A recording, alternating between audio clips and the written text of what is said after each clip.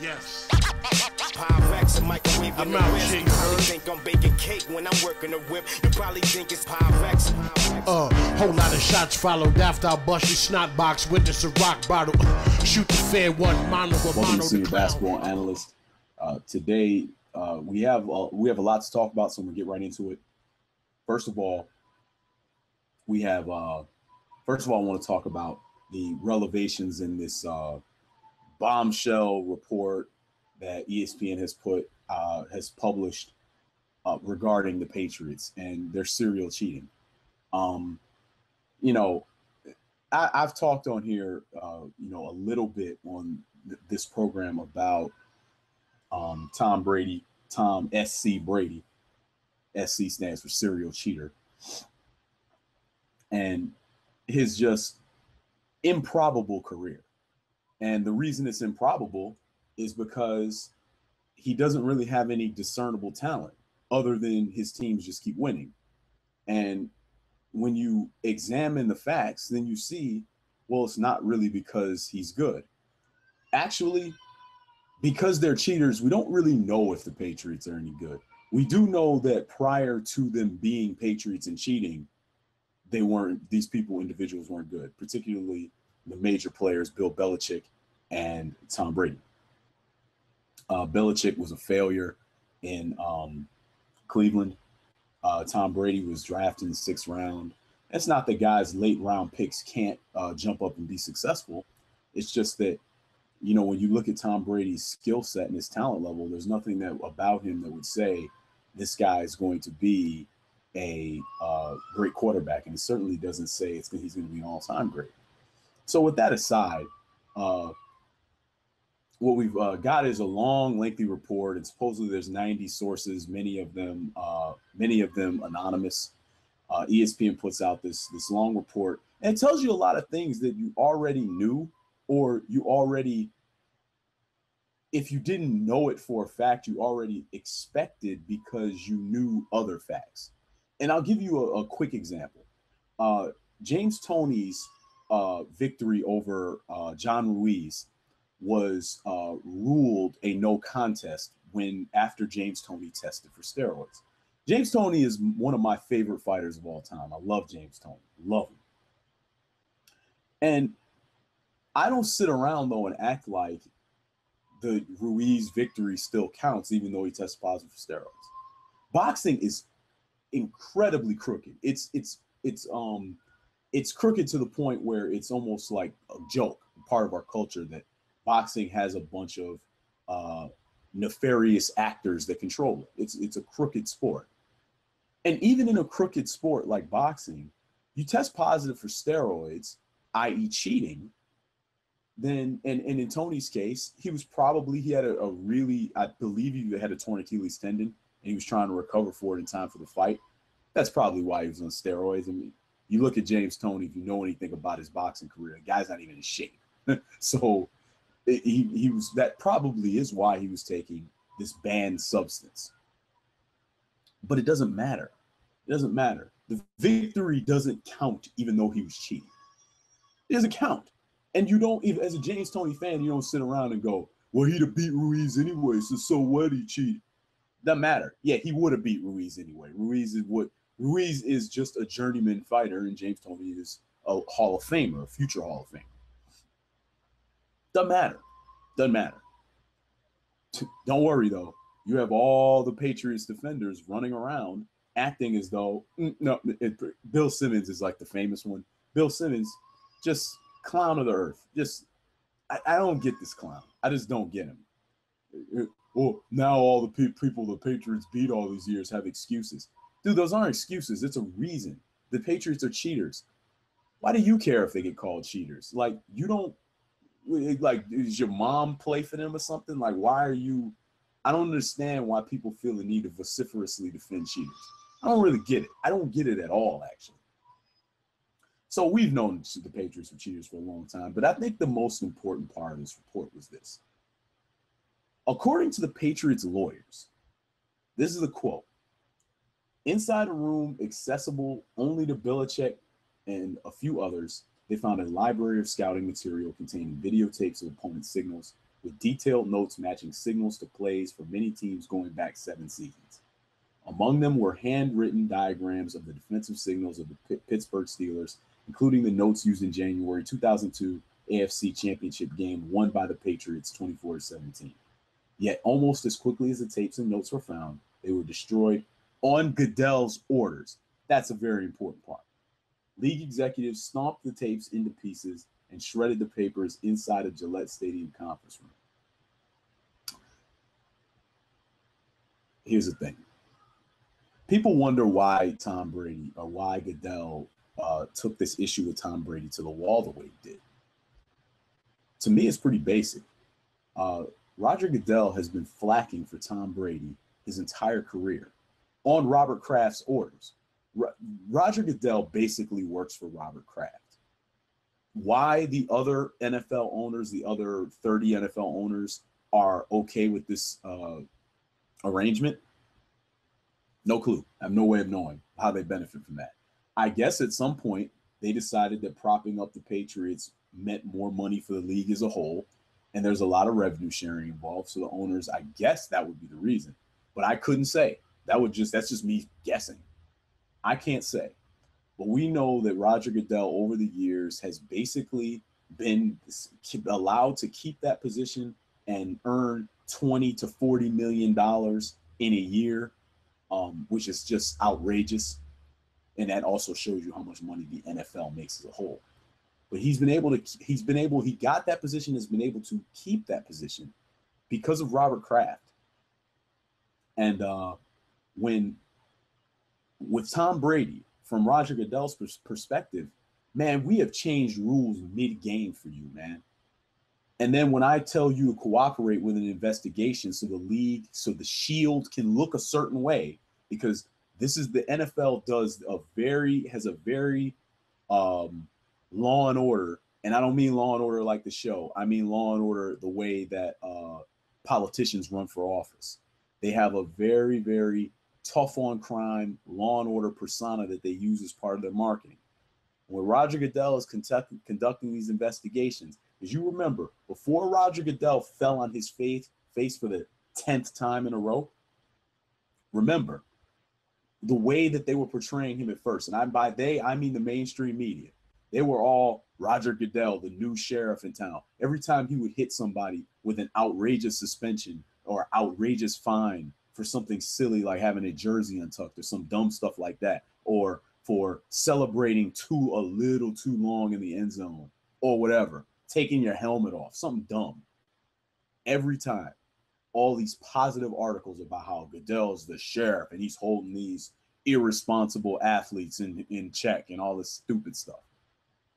Now people act like that didn't happen, but that was only a few years ago when they were still doing that. And that is part of the NFL's marketing, it's a very Law and Order type of marketing. When Roger Goodell tells Tom Brady to fall in line and get down with the investigation and do the basic steps that it requires for the shield to maintain that Law and Order veneer about them, and then he doesn't do it, of course Goodell's going to get mad, because the only reason Tom Brady is Tom Brady, I guarantee you in Goodell's eyes, is because, dude, I've been flacking for you your whole career. That's why you're Tom Brady. Before, you were just some bum that was drafted in the last round. That's all you were. So from Roger Goodell's perspective, that seems to be why he took this to the wall. And of course, because he's incompetent and he's extremely stupid, he fell flat on his face and was made a fool of. And again, I can't express my irritation with the fact that the league, the NFLPA, ends up having to sue the league, and then it goes into a federal court, and then our tax dollars are paying for that. That's so annoying, but that's a side issue. What is important, though, is the Patriots' serial cheating has been covered up by Roger Goodell, and of course, at the expense of the other teams in the league. For people to still be pretending, here's the thing, man. If you think that it's entertaining to watch the Patriots roll out there and cheat their way to victory, that is perfectly fine. This ain't that important, man. It's just a sport. If you want to watch that and that's entertaining to you, it's just like watching WWE and watching that. It's like, you know, John Cena hits the FU or whatever he's calling that awful finisher that he has these days. I forget what he's calling it now, but he hits that and wins and pins the guy and wins the title. You don't have to act like just because you're entertained by the match, you don't have to act like he's a good fighter. That's stupid. Oh, my director's telling me it's called the attitude adjustment now. Another terrible name. Whatever. It's all stupid. But John Cena stinks, so whatever. Point just is, he seems like he's a good guy though, which is cool. But anyway, regardless, you don't have it's okay to be entertained by a sport even though it's crooked. It's okay to be entertained by something even though it's rigged. We watch all kinds of scripted TV, and we're entertained by it. I'll tell you this, scripted TV is way better than reality TV. So take that for what it's worth. But to pretend like Tom Brady is just better than everybody else and pretend like the Patriots are just this dynasty that is just this paragon of excellence, in the face of all of this evidence, it makes you just sound like an idiot. It's not even childish. A 5-year-old wouldn't think this. An intelligent 5-year-old will go, but they're cheaters. Like, and you see it on playgrounds. You hear it if you work with kids. When some kid is cheating, other kids go, he's a cheater. Like, they don't go, oh man. It's amazing how it's like you have to grow into that in this country. You have to grow into being cool with trust fund kids having everything and cheaters always winning. You have to like grow into that, because kids have like this sense of fairness, it seems, that adult Americans just don't have. So anyway, Tom Brady is a serial cheater. Bill Belichick is a serial cheater. And the Patriots are kind of a joke to me. And it makes the NFL, to me, look like, in general, a joke. So there you have it. But, hey, you want to enjoy it on Sundays and get drunk and have a good time with your friends? Watch it. Nothing wrong with that. With that said, let's get on to something more serious. Now, I'm going to do a show on the presidential candidates. I'm going to save that for another day. But I want to talk about, and the reason I thought to do it, because I do really enjoy politics and I do like following it and checking the polling data and all that. I really enjoy doing it. But the reason I decided to do a show on it is because I was inspired by the great Kareem Abdul-Jabbar. For those of you that are not old enough to have seen him play, and I only caught the tail end of him being really great, and then he kind of became old man Kareem, because keep in mind, this guy played like 20 years. And he became like old man Kareem, and he was really stiff, and he had the goggles and everything. But Kareem Abdul-Jabbar, to me, is the greatest player that rarely gets called the greatest player of all time, if that makes sense. So in case that wasn't clear, what I mean is he's the best player that nobody ever says really, or people rarely say is the best player of all time. Like, people will say Michael Jordan. You will hear an occasional Wilt Chamberlain. You will hear a lot of Bill Russell, especially amongst players. You will hear a lot of Bill Russell because he has umpteen rings with the ring as a player coach, which is, I mean, Bill Russell is one of the most brilliant men in the history of sports. And the NBA has not done a good enough job of marketing that, because the fact that he has a title as a player coach is crazy. It really is a crazy accomplishment, and it just doesn't really get talked about. It just doesn't get talked about. At least outside of basketball circles, it doesn't get talked about a lot. So Kareem is the all-time points leader, and he had the famous unstoppable skyhook. I encourage you.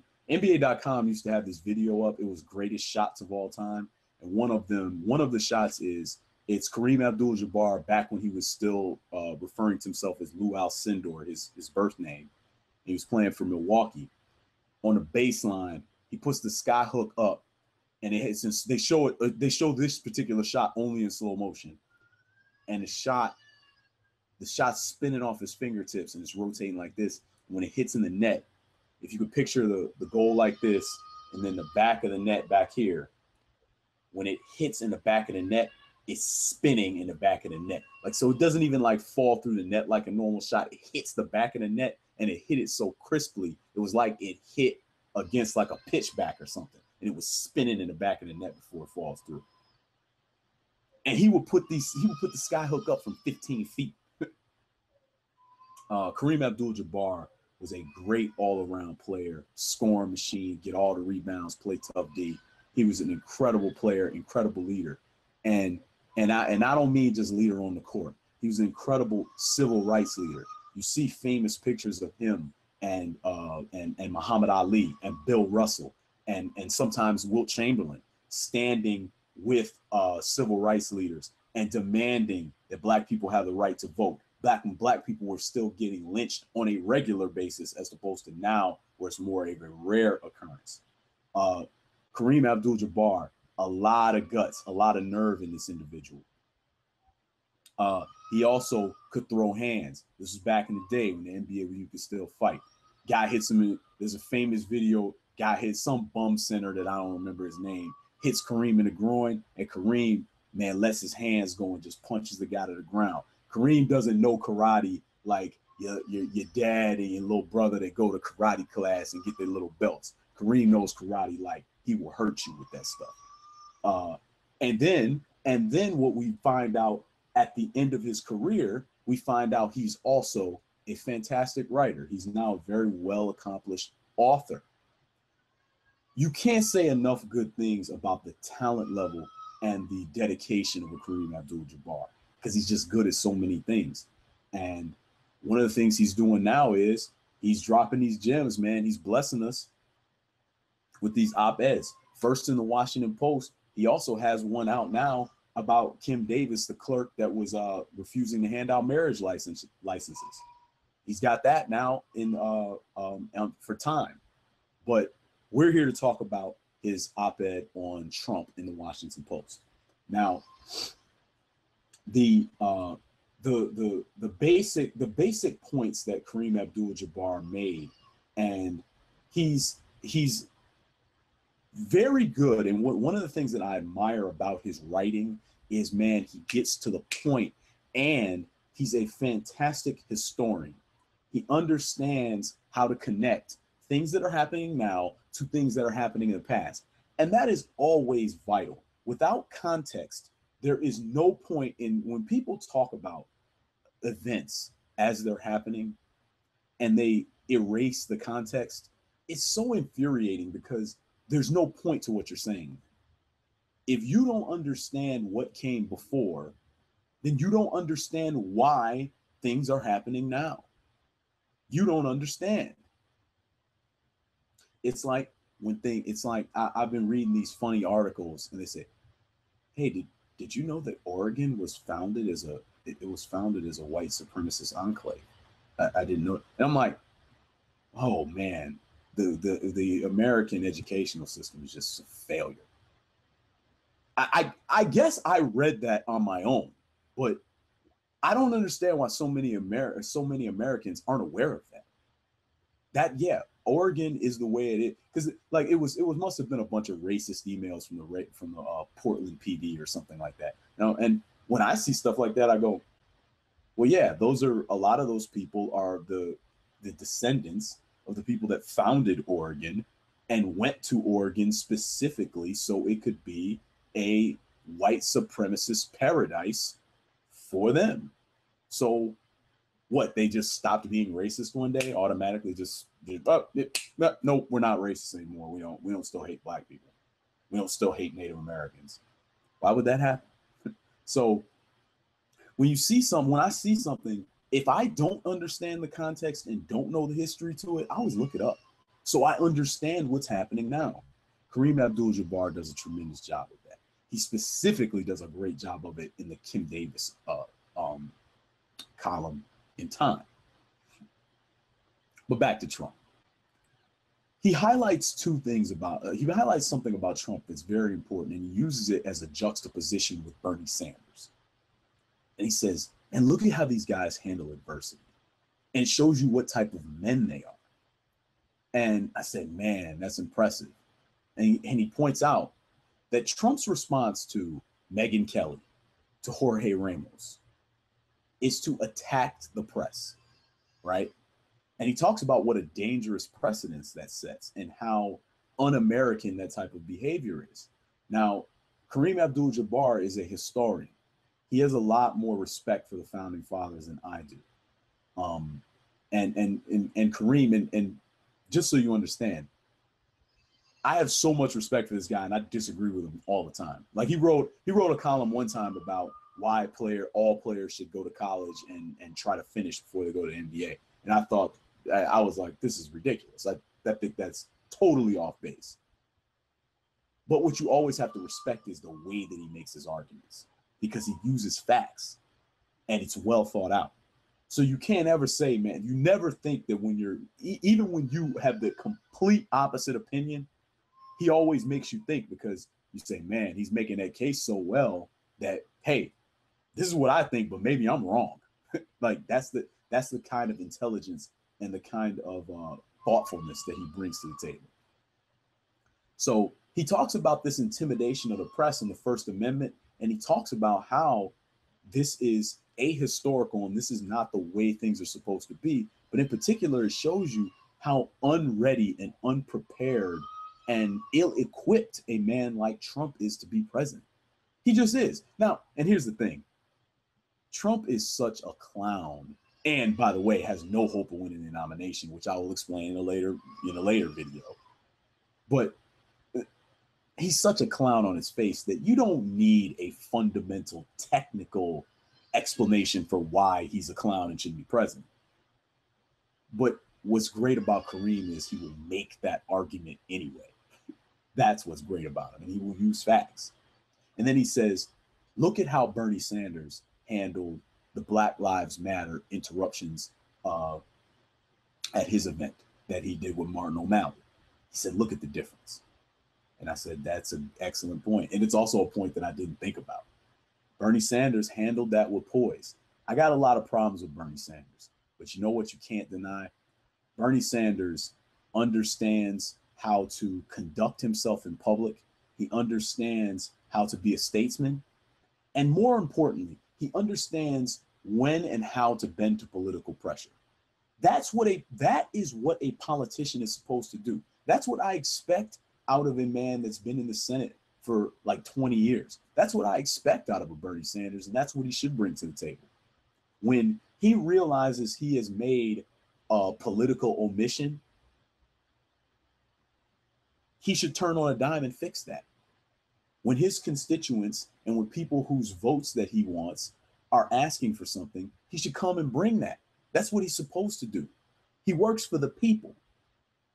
He's not some these politicians, they're not like lords of their own domain. They're not supposed to be. They're supposed to be representing the will of their constituents. That's what they're supposed to be doing. Now, that doesn't mean that you always bend to mob rule or anything like that. But it does mean that when your constituents bring a legitimate concerns to the table, you address them. And that's what Bernie Sanders did. And that's just one point in his favor on his way to attempt to be president. On the other hand, Donald Trump, anytime he faces adversity, his first instinct is just to lash out randomly. And finally, what you really end up seeing, the essence of Trump. So Trump's response to this was to print out a copy of Kareem's op-ed and then write in a Sharpie or some kind of marker, write a response on it, and then I guess he must have faxed it to Kareem, which is just interesting to me. But and I will post links to all this stuff, but I'll just read the note because it's very short. Excuse me. It says, Kareem, now I know why the press always treated you so badly. They couldn't stand you. The fact is that you don't have a clue about life and what has to be done to make America great again. Best wishes, and then he signs with Donald Trump. Oh, Donald Trump. One of the things that's interesting about Trump to me, and it shows you his lack of intelligence, and it also shows you, not only does it show you a lack of intelligence, it shows you what happens to a man when he has basically never been held responsible for his actions in any way and never really had to, because the reason that people grow up, and one of the reasons why people make good decisions, is because they do something has a negative result and then they do something different to have a positive result. Trump has basically lived a consequenceless existence. And because of that, and with the combination of his just natural, genetic lack of intelligence, Donald Trump isn't capable of expressing a complete idea. He's not capable. That's why he can't answer a basic question without falling into platitudes, and I mean mindless platitudes, like his stupid slogan at the end, "Make America Great Again."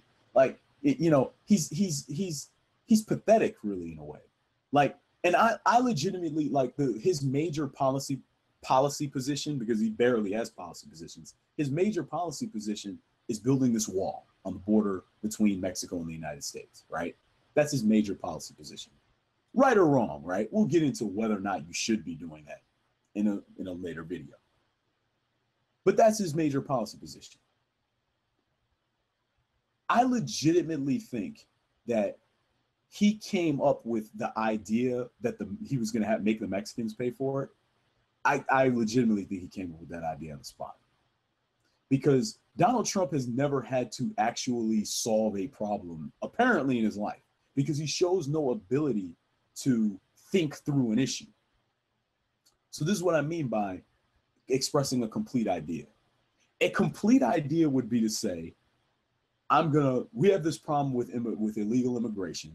I'm going to build the Great Wall of North America in between the United States and Mexico. And the complete idea would be how you're going to get it built. Saying you're going to have Mexico pay for it makes zero sense. Why would they do that? What's in it for them? There's no money in it for them. You're making them pay for the wall. How are they going to do that? Does Mexico's government have the ability, even the manpower, to expend on a project like that isn't going to help them at all? You can ask the Mexican drug cartels to do it. He doesn't know. He just came up with that on the spot. He didn't know. This guy doesn't even have policy positions. He's a joke. And he's not capable. And notice, he's not even capable. He says he always says, I'm going to hire great people. He's not even capable of hiring people and having them craft policy positions, so he doesn't sound like a child when he's talking. He sounds completely unaware all the time.